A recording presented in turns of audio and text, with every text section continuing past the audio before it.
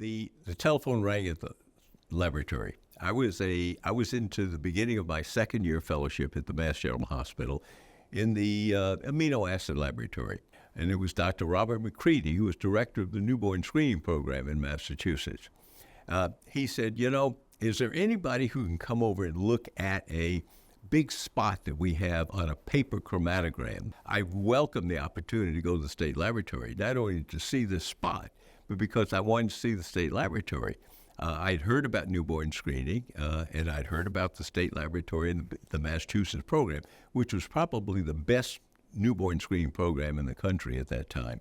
I get up to the third floor and introduce myself, and they say, oh, yeah, good, glad, thanks. And then they show me this chromatogram, and it has a big spot of what I almost immediately recognized as methionine. And I only knew one reason for an elevated methionine at that time, and that is homocystinuria. So I said, I think this child has homocystinuria. I called the physician, the pediatrician, and I said, can you have the family bring this little boy into the hospital? Monday morning, I go to the laboratory, and there is the little boy. His name is Sean. Mm-hmm.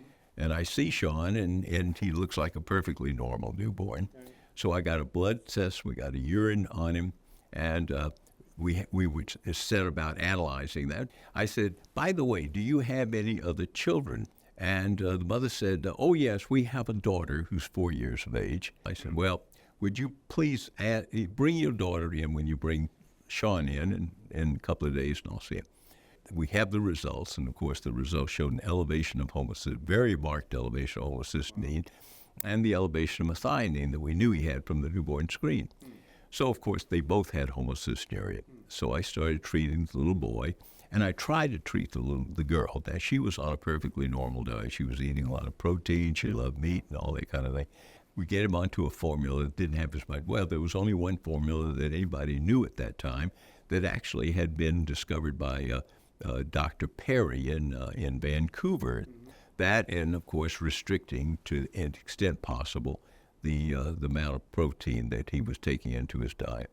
So he was never in good control, but nevertheless, he was in somewhat good control. And of course, the daughter was never in any kind of control of homocystinuria. I followed them for 40 years, 45 years. That was the first newborn discovery. First case, and it was the first newborn discovered case of homocystinuria in the United States by newborn screening, and is, I think, probably maybe the second or third case worldwide that had been discovered by newborn screening. So that started me on my journey. But that isn't where your journey ended. You continued to work to develop and understand homocystinuria.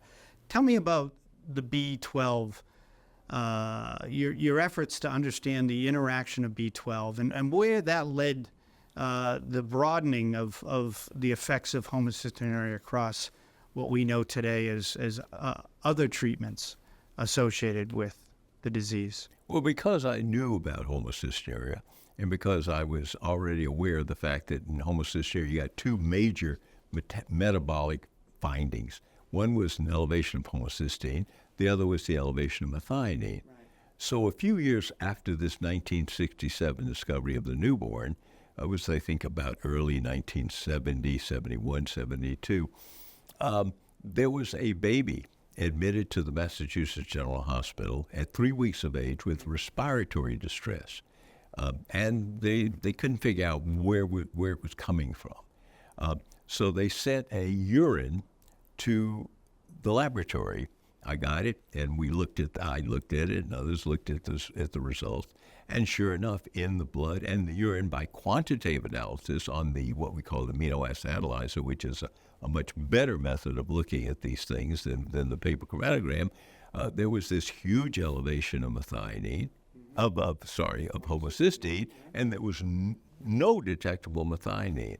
And I knew of Dr. Mudd and his work at the NIH. So I called, introduced myself, and I said, I'm puzzled. He says, give me some time, and I'll call you back. Let me think about it. Oh, I don't know, an hour later or something, I get the phone rings again. I pick it up, and it was Dr. Mudd, and he says, yeah, I've thought about it. He says, have you measured methylmalonic acid in the urine?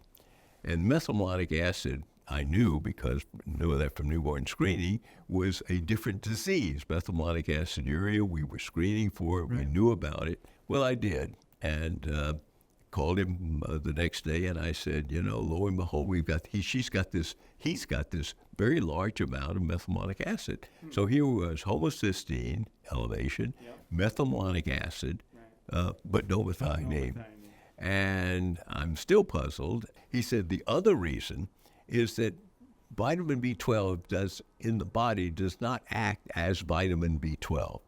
Vitamin B12 must be broken into two forms. And he says, it's been this vitamin B12 metabolic defects have been discovered in animals, but never in a human. And so one thing led to another. We did some further testing on the baby. He did some testing, and Dr. Eulendorf, that he was working with at NIH, did some further testing. And sure enough, it turns out this was the first human disease of vitamin B12 metabolic defect. And it turns out that this was what we now know is the cobalamin defects, or the methionine remethylation defects. And there are a number. This was the original case of cobalamin C, which is the most common of the cobalamin defects. So this expanded enormously our understanding of homocystinuria. It's not just one disease. I mean, homocystinuria can be a feature of many different diseases. Interesting. So Dr. Levy and Dr. Mudd, really the pioneers in the discovery of the cobalamins, cobalamin C. Yeah, amazing. We were co-discoverers. Yep. Amazing.